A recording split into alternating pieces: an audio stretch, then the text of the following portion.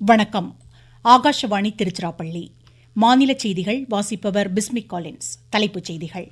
புத்த பூர்ணிமா இன்று கொண்டாடப்படுவதையொட்டி புத்தரின் புனித பொருட்கள் கண்காட்சியை மத்திய அமைச்சர் திரு அமித்ஷா லேயில் தொடங்கி வைத்தார்.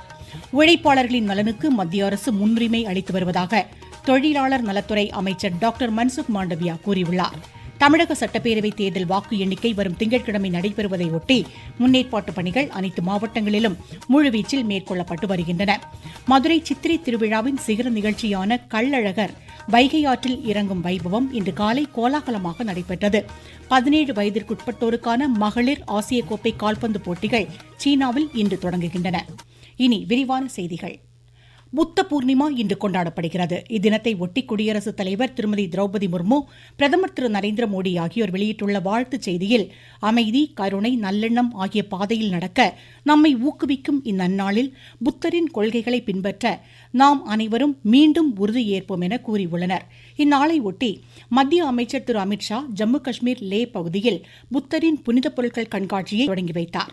வரும் 14ஆம் தேதி வரை லடாக்கில் இப்புனித பொருட்கள் காட்சிப்படுத்தப்படும் நிகழ்ச்சியில் பல்வேறு பகுதிகளிலிருந்து புத்த துறவிகள் பங்கேற்றனர். சர்வதேச தொழிலாளர் தினமான மே தினம் இன்று கொண்டாடப்படுகிறது. இந்நாளை ஒட்டி மத்திய தொழிலாளர் நலத்துறை அமைச்சர் டாக்டர் மன்சுக் மாண்டவியா விடுத்துள்ள செய்தியில், உழைப்பாளர்களுக்கான மரியாதை, பாதுகாப்பு, உரிமைகள், சமூக நலன் உள்ளிட்டவற்றிற்கு மத்திய அரசு முன்னுரிமை அளித்து வருவதாக குறிப்பிட்டார். மத்திய பாதுகாப்புத்துறை அமைச்சர் திரு ராஜ்நாத் சிங் வெளியிட்ட செய்தியில், உழைப்பாளர்களுக்கு அதிகாரம் அளித்து அவர்களின் நலன்களை காப்பதில் மத்திய அரசு உரிய நடவடிக்கை எடுத்து வருவதாக தெரிவித்தார். வளர்ச்சியடைந்த தேசமாக நம் நாட்டை உருவாக்குவதில் தொழிலாளர்களின் பங்களிப்பை எடுத்துரைத்தார். மத்திய இணையமைச்சர் டாக்டர் எல் முருகன் வெளியிட்ட செய்தியில், 2047ஆம் ஆண்டில் வளர்ச்சியடைந்த தேசத்தை உருவாக்க அனைவரும் இணைந்து உழைப்போம் என கூறியுள்ளார். உழைக்கும் மக்களின் சிறப்பினை உலகிற்கு பறைசாற்றும் வகையில் நாடு முழுவதும் பல்வேறு நிகழ்ச்சிகள் நடைபெறுகின்றன. இந்நாளை ஒட்டி தமிழகத்தில் பல்வேறு அரசியல் கட்சித் தலைவர்கள் உழைப்பாளர்களுக்கு தங்கள் வாழ்த்துக்களை உரித்தாக்கியுள்ளனர்.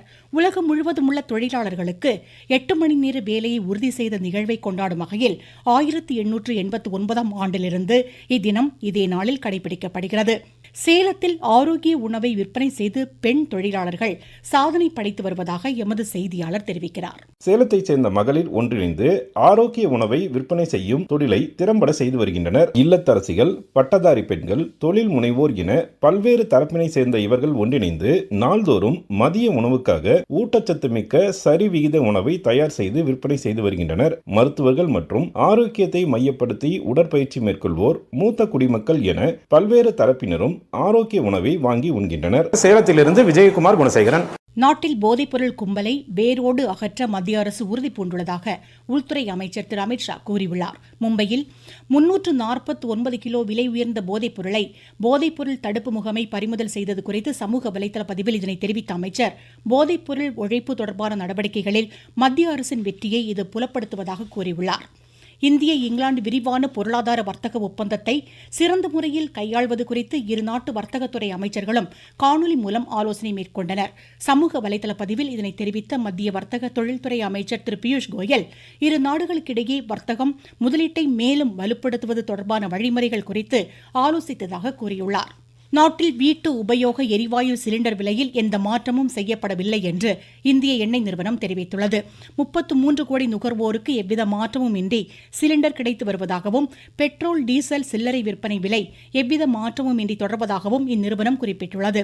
இதனிடையே டீசல் மற்றும் விமான எரிபொருள் மீதான ஏற்றுமதி வரி குறைப்பு இன்று முதல் நடைமுறைக்கு வந்துள்ளதாக மத்திய அரசு கூறியுள்ளது. நாட்டில் இணையதள விளையாட்டு ஒழுங்குமுறை சட்டத்திருத்தம் 2026 இன்று முதல் நடைமுறைக்கு வந்துள்ளது. இணைய வழி சூதாட்டம் உள்ளிட்ட விளையாட்டுகளுக்கு தடை விதிப்பதோடு பயனர்களின் பாதுகாப்பை உறுதி செய்ய இது வழிகோலும். கைலாஷ் மானசரோவர் புனித யாத்திரை அடுத்த மாதம் முதல் ஆகஸ்ட் மாதம் வரை நடைபெறவுள்ளது. யாத்திரை செல்ல விரும்புவோர் kmy.gov.in இணையதளத்தில் வரும் 19ஆம் தேதிக்குள் விண்ணப்பிக்கலாம் என்று மத்திய வெளியுறவுத்துறை அமைச்சகம் கூறியுள்ளது. நீங்கள் கேட்டுக்கொண்டிருப்பது ஆகாஷ்வாணியின் மாநில செய்தி அறிக்கை. தமிழகம், கேரளம், புதுச்சேரி, அசாம், மேற்குவங்க மாநில சட்டப்பேரவைத் தேர்தல் வாக்கு எண்ணிக்கை வரும் திங்கட்கிழமை நடைபெறுவதை ஒட்டி முன்னேற்பாட்டு பணிகள் முழுவீச்சில் மேற்கொள்ளப்பட்டு வருகின்றன. தமிழ்நாட்டில் வாக்கு எண்ணிக்கையை பார்வையிட 234 வெளிமாநில தேர்தல் பார்வையாளர்கள் நாளை தமிழகம் வரவுள்ளனர். வாக்கு எண்ணும் மையங்களில் அங்கீகரிக்கப்படாத நபர்கள் நுழைவதை தடுக்கும் வகையில் QR கோடு அடையாள அட்டை வைத்திருப்பவர்களுக்கு மட்டுமே அனுமதி வழங்கப்படும் என்று தேர்தல் ஆணையம் தெரிவித்துள்ளது. தூத்துக்குடி மாவட்டத்தில் வாக்கு எண்ணிக்கை தொடர்பான தகவல்கள் மற்றும் புகார்களை பெறும் வகையில் கட்டுப்பாட்டு அறை மாவட்ட ஆட்சியர் அலுவலகத்தில் இன்று முதல் மீண்டும் செயல்படுவதாக எமது செய்தியாளர் தெரிவிக்கிறார். தூத்துக்குடி மாவட்ட ஆட்சித்தலைவர் அலுவலகத்தில் இன்று முதல் மீண்டும் கட்டுப்பாட்டு அறை துவக்கப்பட உள்ளது. வாக்கு எண்ணிக்கை தொடர்பான தகவல்கள் மற்றும் புகார்களை 1805991960 அல்லது 04611950 என்ற கட்டணமில்லா தொலைபேசி மூலமாக பெறலாம் என மாவட்ட நிர்வாகம் தெரிவித்துள்ளது. தூத்துக்குடி மாவட்ட செய்தியாளர் ஏ. லட்சுமணன். திருச்சி மாவட்டத்தில் வாக்கு எண்ணும் மையங்களில் 3 அடுக்கு பாதுகாப்பு போடப்பட்டுள்ளதோடு CCTV கேமராக்கள் மூலம் இயந்திரங்கள் கண்காணிக்கப்பட்டு வருவதாக மாவட்ட தேர்தல் அலுவலர் திரு சரவணன் தெரிவித்துள்ளார். சிவகங்கை மாவட்டத்தில் வாக்கு எண்ணிக்கையை ஒட்டி வேட்பாளர்களின் முகவர்கள் தங்களுக்கான அடையாள அட்டையினை தத்தம் தொகுதி தேர்தல் நடத்தும் அலுவலர்களிடம் பெற்றுக்கொள்ளலாம் என மாவட்ட தேர்தல் அலுவலர் திருமதி பொற்குடி கூறியுள்ளார். ஈரோடு மாவட்டத்தில் வாக்கு எண்ணும் பணிகளில் ஈடுபடும் அலுவலர்களுக்கான பயிற்சி வகுப்பு மற்றும் அரசியல் கட்சிகள் பின்பற்ற வேண்டிய விதிமுறைகள் குறித்த ஆய்வுக் கூட்டம் மாவட்ட தேர்தல் அலுவலர் திரு கந்தசாமி தலைமையில் நடைபெற்றது. இதேபோல் நாமக்கல்லில் வாக்கு எண்ணிக்கை குறித்து மாவட்ட தேர்தல் அலுவலர் திருமதி துர்காமூர்த்தி அனைத்து அரசியல் கட்சி பிரதிநிதிகளுடன் ஆலோசனை மேற்கொண்டார். கிருஷ்ணகிரி மாவட்டத்தில் வாக்கு எண்ணிக்கையில் ஈடுபடும் பணியாளர்கள் நடுநிலையுடன் செயல்பட வேண்டும் என்று மாவட்ட தேர்தல் அலுவலர் திரு தினேஷ்குமார் அறிவுறுத்தியுள்ளார். மதுரை சித்திரை திருவிழாவின் சிகர நிகழ்ச்சியான கள்ளழகர் வைகை ஆற்றில் இறங்கும் வைபவம் இன்று காலை கோலாகலமாக நடைபெற்றது. ஸ்ரீவில்லிபுத்தூர் ஆண்டாள் சூடிக் கொடுத்த மாலையை ஏற்றுக்கொண்டு தல்லாக்குளம் கருப்பண்ணசாமி கோவிலிலிருந்து 1000 பொன் சப்பரத்தில் புறப்பட்ட கள்ளழகர் அதிகாலை பச்சை பட்டுடுத்தி தங்க குதிரை வாகனத்தில் வைகை ஆற்றில் இறங்கியதை கோவிந்தா கோவிந்தா முழக்கம் விண்ணதிர மலர்களை தூவி பக்தர்கள் தரிசித்தனர். இதேபோல் திண்டுக்கல் மாவட்டம் தாடிக்கொம்பு ஸ்ரீ சவுந்தரராஜர் பெருமாள் திருக்கோவிலில் குடகநாட்டில் அழகர் பச்சை பட்டுடுத்தி குதிரை வாகனத்தில் இறங்கியதை ஏராளமானோர் தரிசித்தனர். சித்ரா பௌர்ணமியை ஒட்டி திருவண்ணாமலை அருள்மிகு அருணாச்சலேஸ்வரர் திருக்கோவிலில் ஏராளமான பக்தர்கள் இன்று கிரிவலம் செய்து வருகின்றனர். திருவாரூர் மாவட்டம் வடுவூர் கோதண்டராமர் திருக்கோவிலில் திருக்கல்யாணம் இன்று வெகு விமரிசையாக நடைபெற்றதாக எமது செய்தியாளர் தெரிவிக்கிறார்.